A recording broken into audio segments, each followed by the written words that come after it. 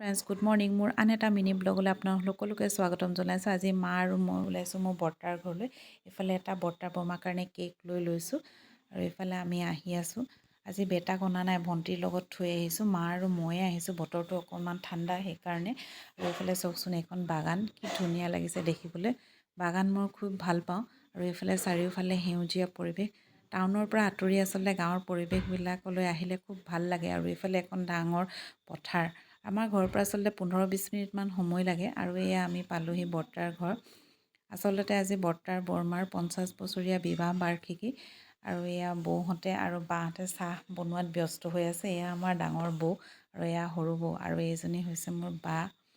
তাই একদম পূৰা ব্যস্ত একেবাৰে ৰাতিপুৱাৰ পৰা। আৰু আমি এটা কেক লৈ গৈছিলোঁ আৰু দাদাৰ ফ্ৰেণ্ডেও এটা কেক লৈ আহিছিলে বৰ্তাৰ বৰমাৰ কাৰণে।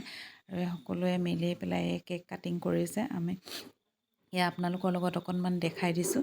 এইবিলাক আমাৰ মা, বৌ, বৰমা, আপা এইবিলাক আছে। আৰু এইবিলাক অকণমানিজনী মোৰ ভতিজা হয়, অকণমানিজনী আলহী আহিছে। আৰু আমি সকলোৱে মিলি খালোঁ। এই বা দেখিছে নহয়, তাইয়ে আজি গোটেইবিলাক বনাইছে। খুব টেষ্টি খানা খোৱালে তাই আজি। ভাল লাগিলে, বহুত দিনৰ মূৰত গোটেই ঘৰৰ মানুহবিলাক লগ পালোঁ। আৰু বেলেগো আহিছিলে, বৰ্তাৰ ফ্ৰেণ্ড, দাদাৰ ফ্ৰেণ্ড। আৰু এয়া আহিবৰ সময়ত এখন ফটো তুলিলোঁ সকলোৱে মিলি। তাৰপিছতে ঘৰলৈ বুলি আহিলোঁ। এয়া বেটাৰ কাৰণেও কিবাকিবি দি পঠাইছিলে, তাকো খাবলৈ দিলোঁ। আজিলৈ ইমানেই। Good night. আন এটা মিনি ব্লগত আকৌ আপোনালোকক লগ পোৱাৰ প্ৰতিশ্ৰুতিৰে। আৰু অকণমান আপোনালোকক তাত কি কি ফটো মাৰিলোঁ আপোনালোকৰ লগত অকণমান শ্বেয়াৰ কৰি দিলোঁ।